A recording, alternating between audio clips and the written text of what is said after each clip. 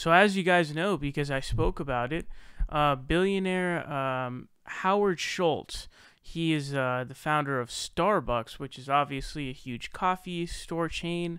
And I know that people have been getting caught up and hating on him, which I've done a lot, and I still will, of course. But people also hate on Starbucks. I may be in the minority here, but I actually like Starbucks. But don't hound me for that one. But anyways, so he's announced his run for presidency. Originally, he was teasing it. He went on Twitter. He founded his Twitter account. He was like, I think I'm thinking about running for president. And he cites the reason why he couldn't run as a Dem and why he wanted to run was basically because of he didn't like Trump. And then he's obviously scared of AOC and Elizabeth Warren and Bernie Sanders, who have all been providing different means of lowering income inequality and wealth inequality in the United States, whether it be Bernie's estate tax that he's proposed now, Elizabeth Warren's wealth tax that she's proposed, AOC's proposal of a 70% marginal tax rate. So all of those things have really scared the guy's pockets. They are really scared straight at this point. So he's really worried. Now, the thing about this guy, Howard Schultz, is there's nobody on planet Earth who likes him. And there's polling data on this. I'm going to talk about another story. But basically, he has 4% approval amongst Democrats, Republicans, and independents. So basically what that means is nobody likes him. Like, literally no one. And I haven't seen a single person on Twitter be like, oh, stop hating on Howard Schultz. I'm a big supporter of his or something like that. I haven't seen that even once. I've never seen that, ever. So, there's some people who like to be contrarians for whatever reason. I don't really know why, what the fun in that is. But Ben Shapiro is going to be one of them. But I do know the reason why he's going to defend Howard Schultz here, and I'll explain why. But he is going to defend Howard Schultz from the Democrats and try to do an expose on the Democratic Party and the Democrats themselves. Check it out. Howard Schultz being clocked up and down by the left. He cannot be tolerated. And he can't be tolerated because it turns out that his story is actually a pretty inspiring one. Howard Schultz grew up in the projects, and then he became captain of industry. He's the founder and creator of Starbucks, an $84 billion corporation. Well, Schultz has been ripped for being a billionaire, and it does demonstrate this communistic hatred on the left for anyone who makes it big and happens to be white. So a friend of mine who has been, she was on my show on Fox News during the last election cycle, Bridget Fetisi, who's not on the right. She's a centrist, I think is fair to say. Bridget tweeted out, I don't understand why it is that on the left, people like Howard Schultz are despised and reviled for their wealth. They're called evil billionaires. How about Oprah Winfrey? Is she also an evil billionaire? Like, if she were running, wouldn't it be a rags to riches stories about how you can make it in America? It's just they don't like Schultz, and so now they're going to rip on his wealth. Well, yesterday, Schultz cut a video defending his background and talking about how he was really the story of the American dream. And we'll talk about why it is that somebody on the left can't deal with this. I grew up in Brooklyn, New York, in Canarsie, in federally subsidized housing, the projects. When I was 7 years old, my father, who was a laborer, came home and had a serious accident.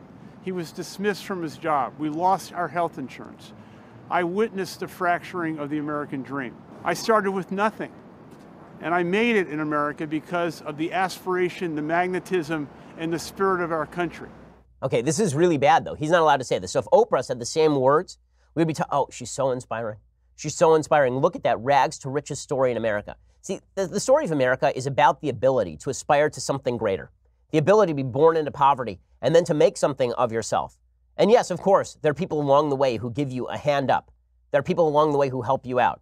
But that doesn't change the fact that America is, in fact, a land of opportunity. The problem is that Howard Schultz happens to be a white guy who's not running as a Democrat. That's all this is. He's a white guy who's not running as a Democrat. End of story. Because Howard Schultz is a white guy who is not running as a Democrat, this means that he is very bad, and he has actually been a child of privilege. This is where the intersectional ideology that suggests that all human experience can be reduced to group identity completely falls flat. So, for example, Alexandra Ocasio-Cortez yesterday went after Howard Schultz and suggested, well, he's a billionaire. How would he know what it's like to bring himself up from nothing, even though he legitimately brought himself up from nothing? So here's the thing.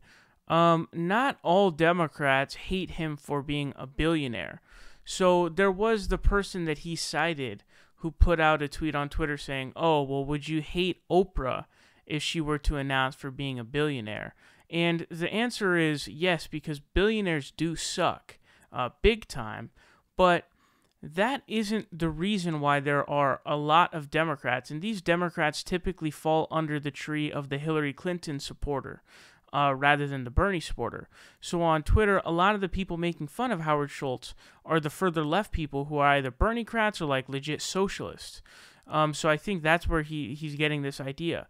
But a lot of those people don't dislike him because he's a billionaire, but rather because they see him as a possible, ability for Trump to win because, he'll be a spoiler in some sense, right? That's what a lot of Democrats are worried about, and that's why a lot of Democrats are not supporting him. In fact, we did the video on the heckler who went to his book signing or whatever it was that he was doing, and he did call him an arrogant billionaire, but he's not hating him because he's a billionaire. He's hating him because he's an arrogant one. And what he said is, "Oh, you're an arrogant billionaire who's going to help Trump win."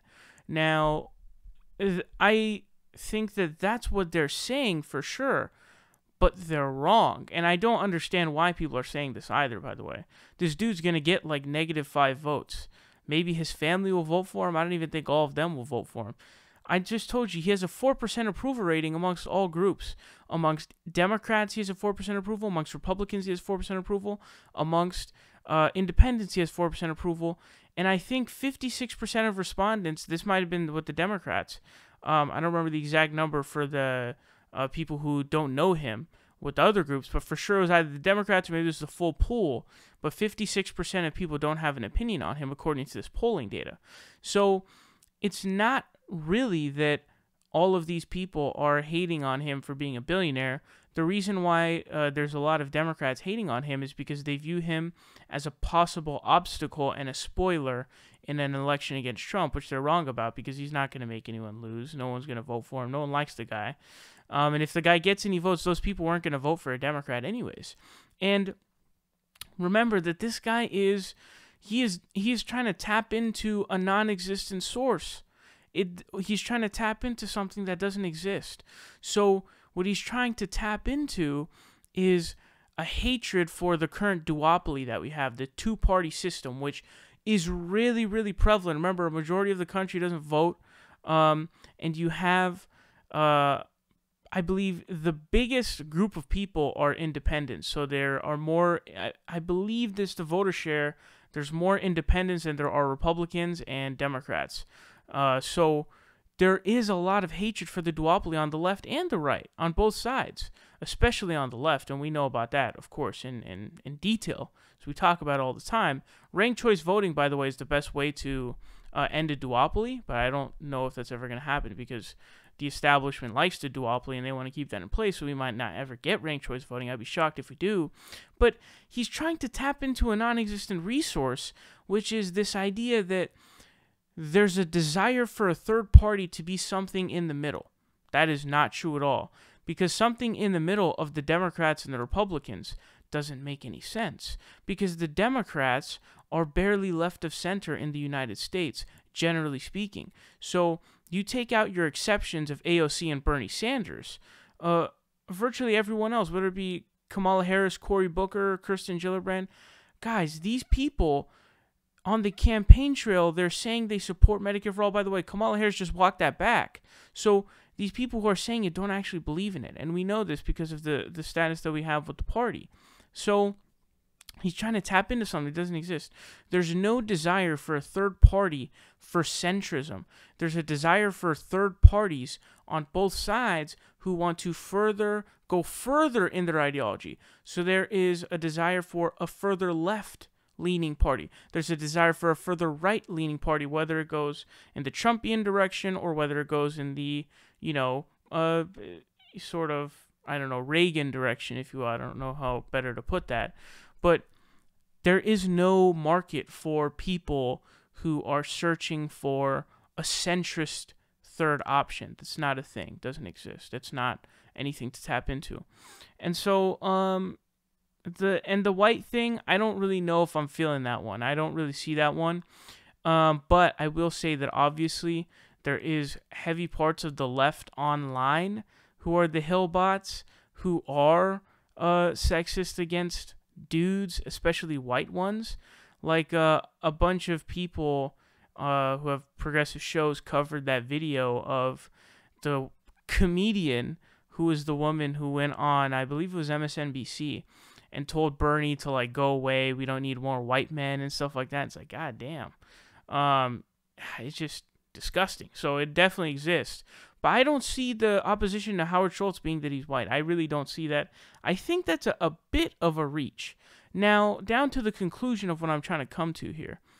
Here's the reason why Ben Shapiro is defending Howard Schultz. The reason why he's defending Howard Schultz is because Ben Shapiro is a fervent capitalist beyond belief. So he is defending Howard Schultz because he wants to rake in as much money as possible too, and he doesn't want the country going in the direction of calling out billionaires for being the parasites that they are. And by the way, I want to say this. The idea that the American dream is, it's not to, come from poverty and then lead a modest life or even a good life, where you've got, you have reasonable access to spend money on things that you want, whatever, if you want to buy, shoes or live comfortably, have whatever gaming systems you want and shit like that.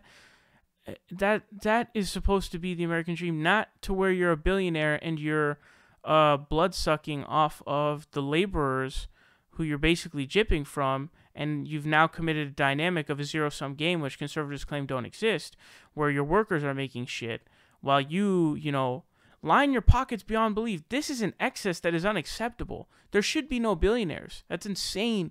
The idea, guys, there's 1,000 millions in a billion. So we're talking about billionaires, dog. Billionaires. What the fuck? 3 words. What the fuck? That's my answer to billionaires.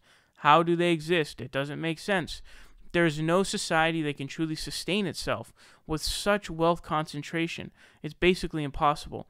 And another thing is like, I find it odd that like capitalists, and especially the more fervent ones, defend someone like Howard Schultz. Forget Howard Schultz. Just talk about billionaires, period. It's like, dude, you are furthering the inevitable collapse of capitalism by defending the most outside version of what you deem to be success, which are You're not even talking about millionaires. You're not even talking about people in like hundreds of millions. You're talking about people in billions, dude. Think about it like this: you could be worth 100 million. You could be worth 10 million. You could be worth 100 million. You could be worth 200, 300, 400, 500, 600, 700, 800, 900 million. You could be worth 900 million. You're still not a billionaire. Think about how much fucking wealth that is, dude.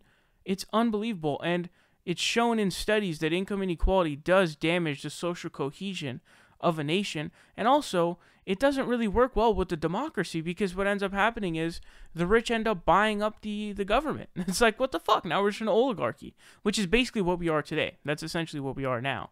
So, anyways, that's the reason why Ben Shapiro is defending, Howard Schultz. I think he wants to be a billionaire. He wants to keep as much money as possible because he is a filthy capitalist.